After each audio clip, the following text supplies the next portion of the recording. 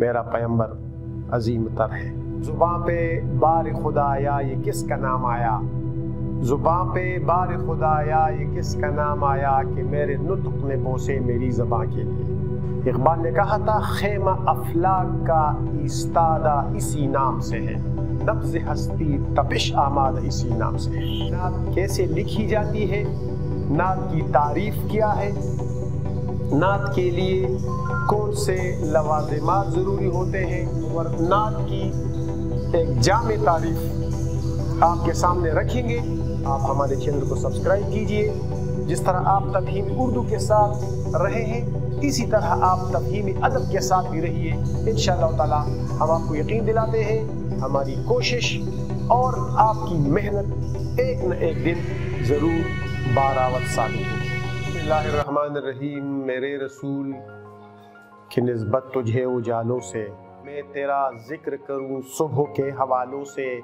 तू रोशनी का पैगंबर है और मेरी तारीख, तू रोशनी का पैगंबर है और मेरी तारीख भरी पड़ी है शबे जुल्म के हवालों से। मेरे ज़मीर ने काबिल को नहीं बख्शा, मैं कैसे सुलह करूं कत्ल करने वालों से। मुअज़्ज़िज़ तलबा और तालिबात, आज की हमारी इस क्लास में हम आपको नाते रसूल मक़बूल सल्लल्लाहु अलैहि वसल्लम के बारे में थोड़ी बहुत जानकारी देंगे। थोड़ा बहुत आपको बताएंगे कि नात कैसे लिखी जाती है, नात की तारीफ क्या है, नात के लिए कौन से लवाज़िमात ज़रूरी होते हैं। ज़ुबां पे बार खुदा आया ये किसका नाम आया, ज़ुबां पे बार खुदा आया ये किसका नाम आया कि मेरे नुत्क ने बोसे मेरी ज़बां के लिए। वो प्यारा पैगंबर तेरे लिए ही दुनिया बनी है, नीले फलक की चादर तनी है। इकबाल ने कहा था खेमा अफलाक का इस्तादा इसी नाम से है, खेमा अफलाक का इस्तादा इसी नाम से है और नब्ज़ हस्ती तपिश आमाद इसी नाम से है। मेरा पैगंबर अजीम तर है। हज़रत मोहम्मद सल्लल्लाहु अलैहि वसल्लम का सूरत द मोहम्मद नवे पैदा, का सूरत द मोहम्मद नवे पैदा, पैदा करे बखुदे न वदा दुनिया। इसी तरह के सैकड़ों शेर हैं, इसी तरह के हज़ारों शेर हैं।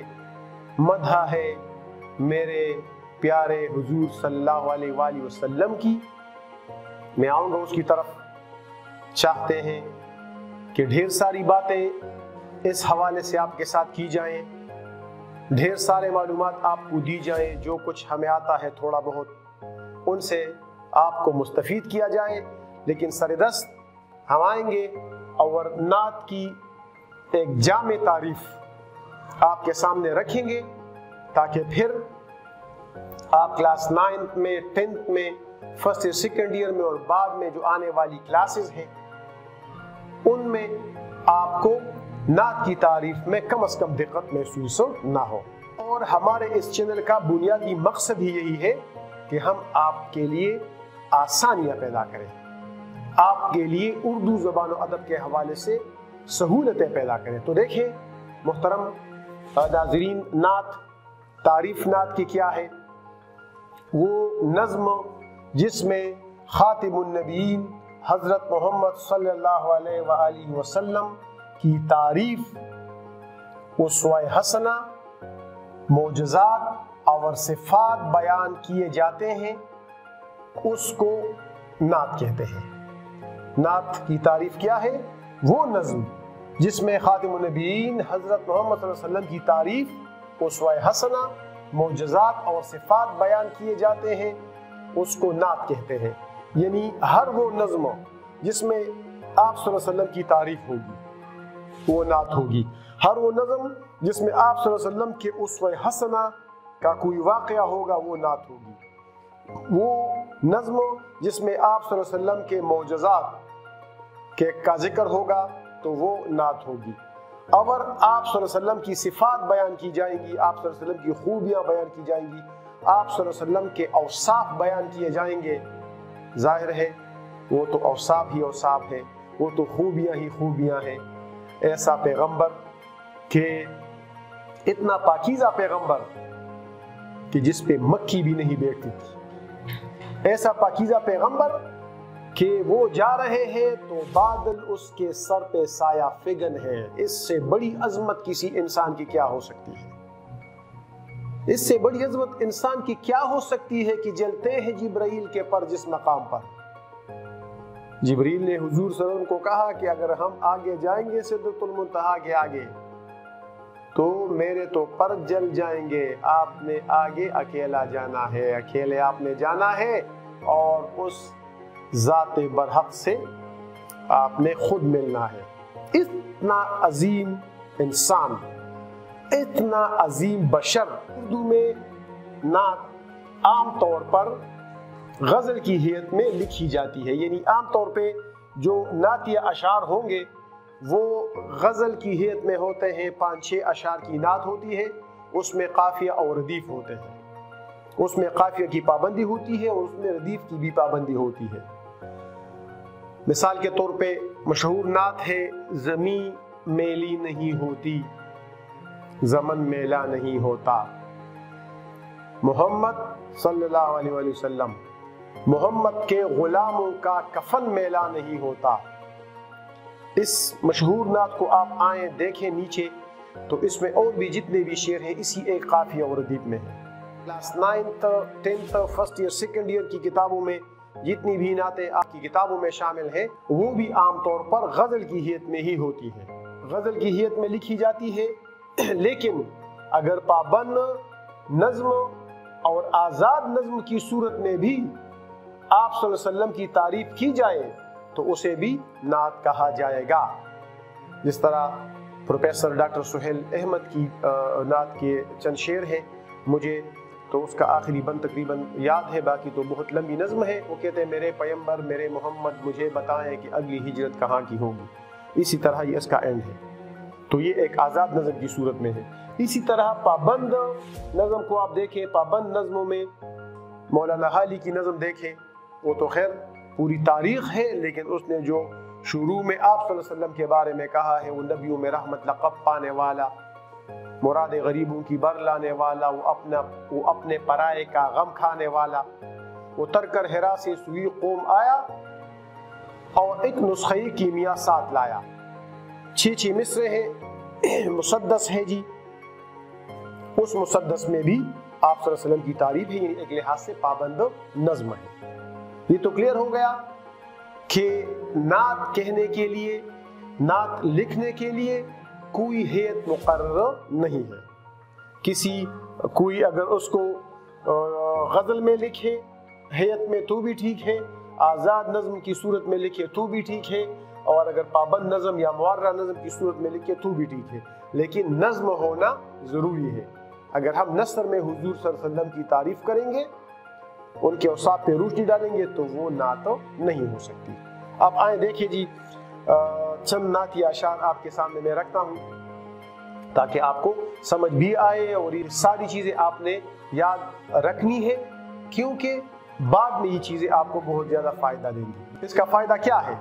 اس کا فائدہ یہ ہے کہ کوئی فنکشن ہے، وہاں پہ کوئی نعت پیش کرنا چاہتا ہے تو آپ اس سے پہلے یہ شعر وہاں پہ پڑھ سکتے ہیں، یا حضور صلی اللہ علیہ وسلم کی تعریف سے پہلے اللہ تعالیٰ کی تعریف ہوئی ہے، کسی نے وہاں پہ ہم پیش کی ہے یا کسی نے وہاں پہ تلاوت کی ہے، تو اس کے بعد بھی آپ اس طرح کے شعر وہاں پہ کوٹ کر سکتے ہیں۔ ہر طرف تیرگی تھی نہ تھی روشنی، ہر طرف تیرگی تھی نہ تھی روشنی، آپ آئے تو سب کو ملی روشنی، صلی اللہ علیہ وآلہ وسلم۔ یا یہ شعر دیکھیں، میں جو ایک برباد ہوں آباد رکھتا ہے مجھے، امجد اسلام امجد کا شعر ہے، میں جو ایک برباد ہوں آباد رکھتا ہے مجھے، دیر تک اس میں محمد صلی اللہ علیہ وآلہ وسلم شاد رکھتا ہے مجھے، میں جو ایک برباد ہوں آباد رکھتا ہے مجھے، دیر تک اس میں محمد صلی اللہ علیہ وسلم شاد رکھتا ہے مجھے، زمیں میلی نہیں ہوتی زمن میلا نہیں ہوتا، محمد کے غلاموں کا کفن میلا نہیں ہوتا، صلی اللہ علیہ وسلم۔ آخری شعر کی طرف آئیں گے، وہی حاصل ہے ماہر میری ساری زندگانی کا، وہی حاصل ہے ماہر میری ساری زندگانی کا، وہ ایک لمحہ کہ جو یاد محمد میں گزارا ہے صلی اللہ علیہ وآلہ وسلم۔ آپ نے دیکھا کہ ان تمام اشعار میں حضور صلی اللہ علیہ وسلم کا نام میں مبارک بھی آیا ہے۔ بعض اوقات شاعر اشاروں کنایوں میں آپ صلی اللہ علیہ وسلم کی حیات طیبہ کی طرف اشارہ کرتے ہیں، واقع معراج کی طرف اشارہ کرتے ہیں، صحابہ کرام رضوان اللہ اجمعین کی مجلسوں کا ذکر کرتے ہیں، یا آپ کے کوئی حدیث شریف کو کوٹ کرتے ہیں، تو وہ سارے کے سارے شعر نعتیہ اشعار کہلائیں گے، جس میں آپ صلی اللہ علیہ وسلم کا کوئی معجزہ بیان کیا گیا ہو، آپ صلی اللہ علیہ وسلم کے سفر مدینہ، ہجرت مدینہ کا کوئی واقعہ بیان کیا گیا ہو، آپ صلی اللہ علیہ وسلم کے سفر طائف کا کوئی واقعہ بیان کیا گیا ہو۔ تو شاعر کے لیے نعت لکھنا جیسے ایک بہت بڑی سعادت کا باعث ہے، اسی طرح نعت لکھنا انتہائی مشکل کام بھی ہے۔ کیوں مشکل کام ہے؟ وہ پشتوں میں ہمارے ایک بزرگ نے کہا تھا نا، زڑگیا سترگ لگوا دا قدم لار ندا، زڑگیا سترگ لگوا دا قدم لار ندا، حضرت پی ایخی قدمنا دم رخوار ندا۔ تو یہ انتہائی ایک لحاظ سے کہہ لیں باریک کام کہہ لیں، احتیاط والا کام کہہ لیں کہ خدا نخواستہ معمولی سی قلم کی لغزش بھی انسان کو گناہوں کے دلدل میں پہنچا سکتی ہے۔ تو نعت لکھنا، نعت پڑھنا، حضور صلی اللہ علیہ وسلم پہ درود بھیجنا، حضور صلی اللہ علیہ وسلم کی تعریف کرنا، یہ تو ہر مسلمان کا فرض ہے، ہر مسلمان کے لیے انتہائی ضروری ہے، کیونکہ میرے پیغمبر نے فرمایا ہے کہ جب تک میں آپ کو آپ کی اولاد، جب تک میں آپ کو آپ کے مال، اور جب تک میں آپ کو اپنی سب سے پیاری چیز سے زیادہ پیارا نہ ہو جاؤں، آپ کا ایمان مکمل نہیں ہو سکتا۔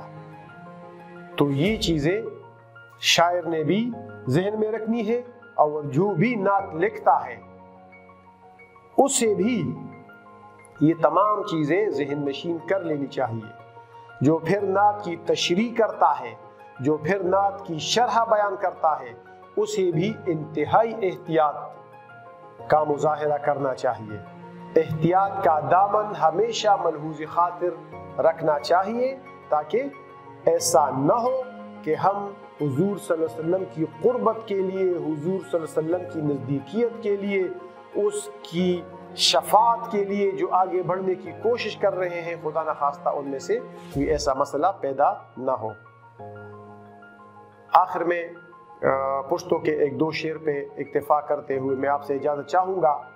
حسین احمد صادق صاحب کے اشعار ہیں، وہ کہتے ہیں کہ د حسن انتہا دمینی زور دے محمد صلی اللہ علیہ وسلم، د حسن انتہا دمینی زور دے محمد، د زړونو په دنیا باندې راخور دے محمد، صادقہ دا مقام د بل انسان په نصیب چرتا، صادقہ دا مقام د بل انسان په نصیب چرتا، ته گورا کور پکور او لوڑ پلوڑ دے محمد۔ دنیا میں سب سے زیادہ نام ماؤں نے محمد صلی اللہ علیہ وسلم کا رکھا ہے، اور یہ سلسلہ آگے بڑھ رہا ہے۔ آپ بھی درود شریف پڑھیے اور مجھے بھی اپنی دعاؤں میں یاد رکھیے، تاکہ آپ کا اور ہمارا ساتھ ہم سب کے لیے، ہمارے نونہالان وطن کے لیے باعث خیر و برکت ہو۔ آپ سب کا بہت بہت شکریہ۔